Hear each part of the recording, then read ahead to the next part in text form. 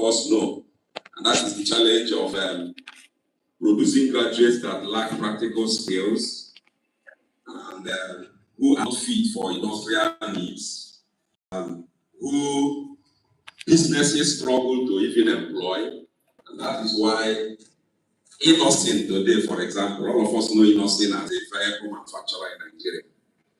We visited Innocent because of chamber movement. A little bit of my background will show you that I'm not talking from theory, I'm talking from practical experience.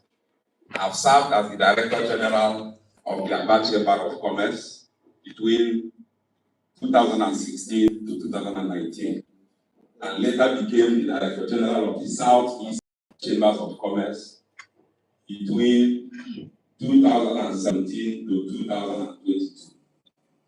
And I have been the Director General of the Enugu Chamber of Commerce at the same time, between 2019 to 2022. So I was serving in dual capacity as the DG of the Southeast and the DG of the Enugu Chamber. And so I can tell you that the business environment is totally disconnected from the academic environment. And we also know that the richest people of the world are not the most educated people of the world.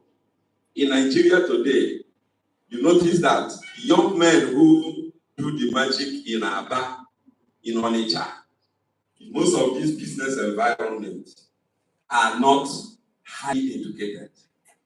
And when you now go into the academic environment, you see professors of business, professors of entrepreneurship, who cannot point at any business that they have on their own set up or established.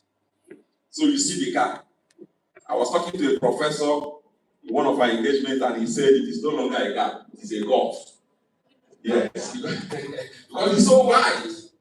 And I am also thinking, because we keep thinking, and part of our business here today is to provoke our thoughts also. So I'm not reading just the write-up. I just want us to provoke our thoughts, provoke ourselves into thinking. This morning I was imagining, I was saying, it appears that in Nigeria, there was an intentional creation of gaps. Intentional creation of gaps, probably by our colonial masters. Because everywhere you go, you see gap. There is gap between the church and the government. Very big gap.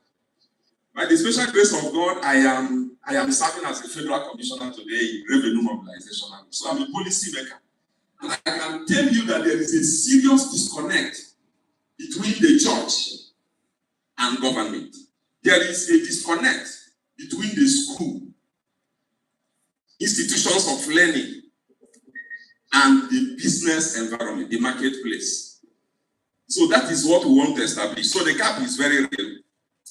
And we just have to do something about it. And that is what led us to creating the Scholars Chamber of Commerce and Industry.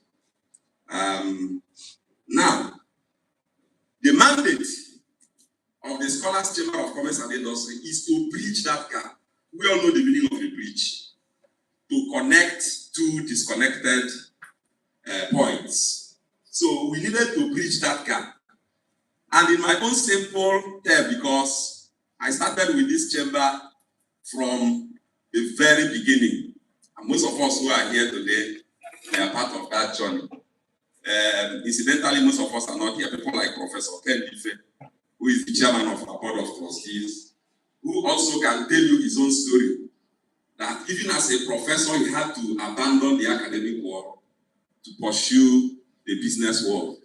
And today, he can, if he breaks what I'm saying here into pieces, you will understand it better. So there is a very big gap, and that gap must be bridged. And in a layman's understanding, to bridge that gap, our own model was take the institutions of learning to the marketplace and take the marketplace to the institutions of learning. And that was what gave birth to Scholars Chamber of Commerce and Industry.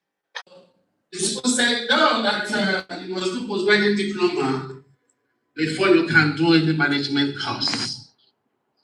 It was a big issue. It was very school, VC. At the end of the day, the VC asked them, are you people not happy that this man is here with us? I am on revenue generation. So I know that some of you here you have spent money, borrowed money from the banks. Some of you have businesses, but your cash flow is not working. Your cash flow is not working. The business is there, but you're not meeting targets. Now, the Chamber of Commerce is your answer. Do you know that only in the Chamber of Commerce WhatsApp group alone you have clients, you have customers? I'm not talking about other things. Just updating your name in that WhatsApp group. So you have access to markets. You have access to markets. So how does this happen in the Chamber of Commerce? You participate in trade fairs and exhibitions. You can access local and international buyers. You join export development programs, promote products and services. You connect with distributors and wholesalers. And of course, you have e-commerce opportunities. Don't forget what we're talking about. Connecting entrepreneurs and what? Opportunities. And I want to prove to you that the Chamber of Commerce is the bridge. Where that bridge you need. The other one is access to finance. Access to finance. So many of you have been struggling with accessing finance.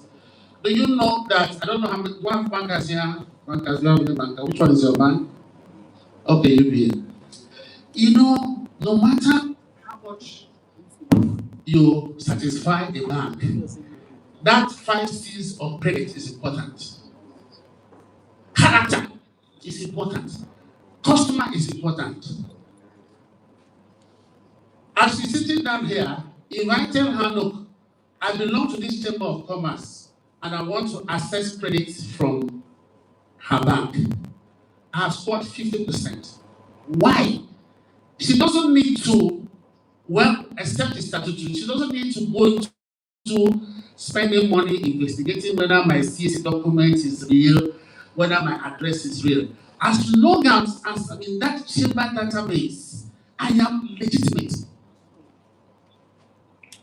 I am legitimate. Because why banks put a lot of compliance issues on you is so that they know where to look for you. It's always easy, the Chamber of Commerce, if they can just come to you. So, you discover that at the end of the day, the Chamber of Commerce gives you, outside other conditions, that credit profile that you need. The first of all is the bank will trust you. They know that this man, we cannot look for him. The Chamber of Commerce will probably cover him. So through the Chamber of Commerce, you can access commercial loans, SME finance loans, development finance loans.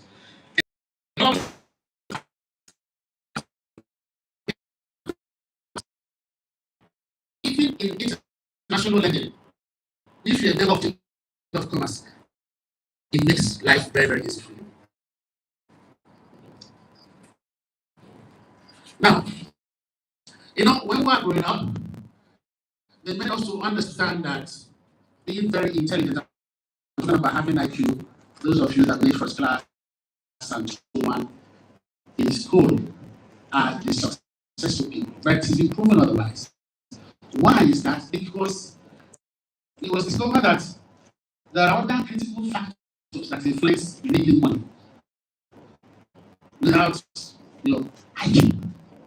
Now, there are other factors, but let me just rely on one, which is what we call the social quotient. The social quotient is your ability to meet people, make friends,